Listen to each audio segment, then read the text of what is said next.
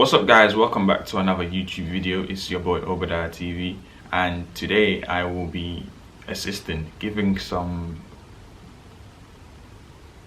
interview tips, maybe, who knows.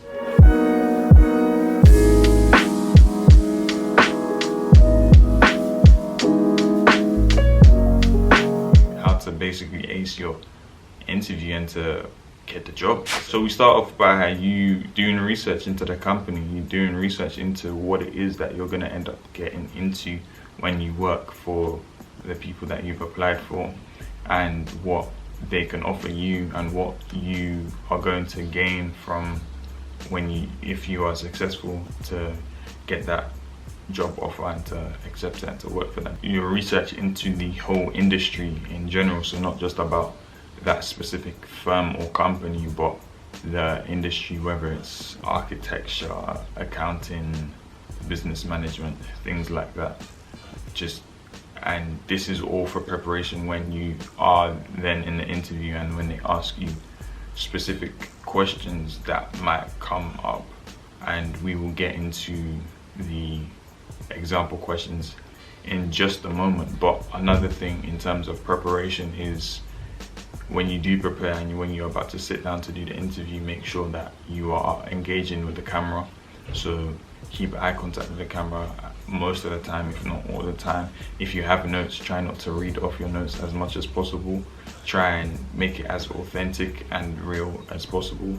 And if it is a video interview, obviously make sure that you're well presented. Wear a shirt, wear a nice looking formal jumper, something that is smart, and obviously make sure your face is kept, your hair is neat and things like that, because your first impressions do make a big difference. For an example, when they're looking for things to differentiate candidates from each other, why should they pick you? And if they're going to look from the first thing, it's your first impression, and if you don't tick the box for that, basically, then you're at risk of not making it, not getting the job, not being accepted, not being picked, all of the above, basically. If you do get an online interview first and then you have to do the actual interview, whether it's on Teams or whatever, because it's an online interview, don't just think that, yeah, I can get by with just knowing a few things here and there, because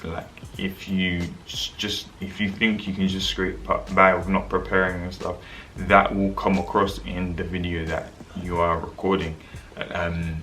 Preparing to fail is failing to prepare, or failing to prepare is preparing to fail. Whatever is your cup of tea, it all works out in the same way. And these things, like the employers, the people that are recruiting, will be able to pick up on these things because they've been doing it for years. So they'll be able to separate the serious candidates from the unserious candidates, basically.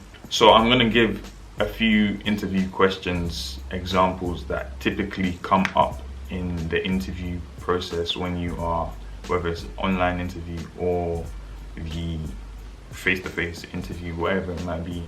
Typical questions that ask you about your experience, situational judgment, and the typical kind of stuff, basically. And the first one, many of you may already know this, but it's tell me about yourself. Now, this question may come across as something that is very trivial, something that is very basic, and like why would they ask this in the first place? But they ask this on the basis of how can you articulate yourself, how can you present yourself in a way that works for an employer to think, okay, this is a potential candidate. You want to start off with the present and then work your way backwards, if that makes sense. So if it's a degree that you've studied recently, you can start off with that, or if you are, whatever it is that you're doing now presently, start off with that, basically, if that makes sense. So for example, you're a graduate, and what you are doing right now, whether it's you're working part-time, you're working full-time, and looking for a professional career and things like that, basically. And when you do end up coming to the end of your statement, you don't just want to end off with, so yeah, that's me, because it comes across as you're not relatively serious, if that makes sense, because this is a professional workplace. So you want to end off with a phrase or a statement that is similar or along the lines of which has led me to this current opportunity at hand. Something like that. Short and simple, but there's a big difference between so that's me and this has led me to this opportunity. It makes a difference. The next question is, what interests you about this role? It may seem like it's a simple answer, but at the same time it's not, because why are you interested about this role? You can think of, you might not even be able to think of something in the first place. So it's like, oh my goodness, yikes a doo-doo. But then again, like if you do practice, if you do work towards being able to answer this question, it will just roll off your tongue. So you can start off with saying why you basically just answer the question, why it is that you're interested in this role in the first place. Be honest and talk about how the role aligns with what you want specifically. So whether it's to start off here and to move on to somewhere else, or you want to start off at this position but then you want to move on to the managerial roles, for example, and things like that. So the second question is, what skills do you think that you need for this specific role? So now here is an opportunity for you to use what you've put in your CV already. Now hopefully you already have a very good CV and you have some sort of skills section that you've put in there already, which outlines some of the skills that you want to tell the employers that you are sending your application to, what you can do basically. So now this is an opportunity for you to expand on those things, such as communication, working in a team, your ability to handle pressure, your ability to solve problems, your analytical skills, things like that. Where candidates thrive is their ability to highlight the specific skills for that role and to then tailor it back to how they can offer that if they were to be successful, if that makes sense. So for example, a skill that I think is very important to work as a consultant is your interpersonal skills and your communication, whether it's verbal and written, because it's very important for you to articulate yourself in a manner to get your point across and to be able to work within a team, you know, things like that, stuff like that basically. The next question is, tell me a time where you faced a challenge and you were able to overcome it. This question typically comes towards the end of the interview. Sometimes it may come at the start. It just depends on the specific employer. It doesn't really matter. The order that the questions come in, what really matters is your preparation to be able to answer them. So this question is quite funny because some people tend to make stuff up, which I can understand why, but at the same time, it's kind of like, come on, you can at least think of something, like whether it's with your family, whether it's with your friends at school, some sort of scenario where you faced a challenge and you were able to overcome it. Give an example of when you worked on a group project and something went wrong. Maybe the person didn't do as much work as they should have done, so then you and the rest of the group had to basically pick up the slack from that other person and ensure that you were able to present the project at whichever deadline. What I found is important with this specific question is to highlight what the specific challenge was at the start, how you then were able to overcome it, and what was achieved at the end of, whether it may have been your final grade or something of significance basically. And why I say it's important to not make something up is because it's a lot easier to speak from something that you've done, something from experience, rather than making things up. And again, these things show up in your ability to answer the question, because when the person listening or reviewing the interview goes back onto it, they can see, if they were to compare it with someone else, they'll be able to see the level of authenticity, should I say, in your ability to answer the question. But at the same time, you could easily get away with making it up. Like, again, it's not really hard, but like if you really want to do well, you might as well just pick something that you've done in the past. And now the last question that I think is very useful to prepare on is, what did you study and why? Like, what degree did you do and why? Now again, this question might seem very easy to answer.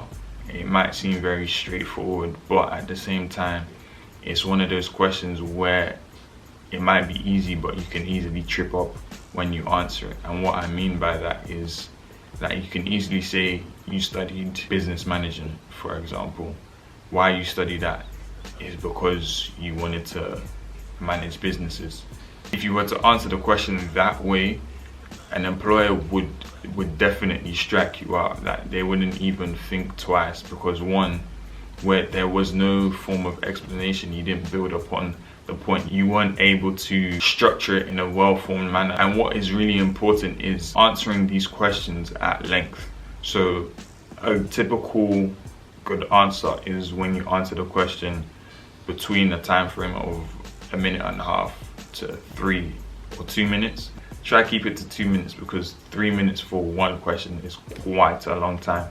And typically these interviews will have a time limit if it is an online interview, but if it's face-to-face, then there isn't necessarily a time limit as to how long you can answer the question for, but there's a time limit on the whole duration of the interview. In terms of answering the degree question, I think it's important to establish the backstory behind why it is you even applied to do that job in the first place. So what it was that you were going through or thinking about when you were at sixth form or college, for example, and why you wanted to do that, and what you wanted to do in the future, and how this degree would help you get there. Basically, you want to be able to relate that to why this degree has helped you or will help you in the future. If you are going through a process of career changes, so if you studied one thing at university and you're applying for something else, obviously you still answer the question and say why is you studied that previously, but then you want to switch it and basically say what has happened during that time period where you were doing one thing and now you're doing another thing. So for example, you could say that you didn't see a future prospect in that anymore, and this job, this role, for example, it aligns with your goals and what you want to do in the future, whether it is to be able to work for yourself or to plan ahead for the future, something like that. It doesn't have to be like a great big old sub story, like just get straight to the point. Basically, when you are going through the interview process and all of that stuff, you want to show a willingness to learn. So you want to show that you're someone that likes learning new things, you're someone that is very teachable. You want to present yourself as someone that is very teachable and desire to do different things. So you don't want to be someone that is very stubborn in what it is that they do. You want to recognize your value to the team as well and what you can gain from that. So obviously when they ask you about another question could be a time that you've worked in a team and what it was that you did. You want to be able to show what it was that you did in that team, what it is that you can provide for that team, and what it is that you can learn from that team, basically. So without further ado, I hope you have enjoyed this video. I hope you've been able to take something from it. If you think of someone that might benefit from this video, share the video with them, and hopefully this is of some help. It's been Over and Out from Obadiah TV. I will see you guys on the next video. Hope you have a good week, and peace.